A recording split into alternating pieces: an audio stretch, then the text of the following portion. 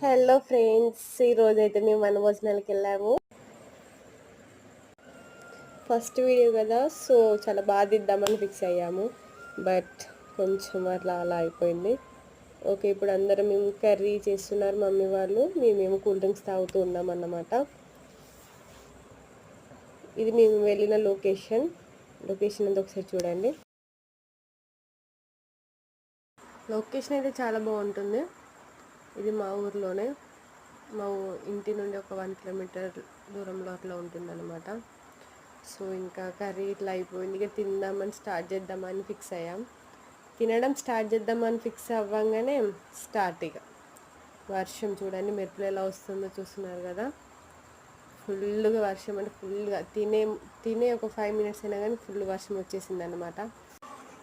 తీయలేదు అందుకే. సో ఇక తినేసాము, కొంచెం వర్షం అలా తగ్గింది, ఇక ఇంటికి బయలుదేరి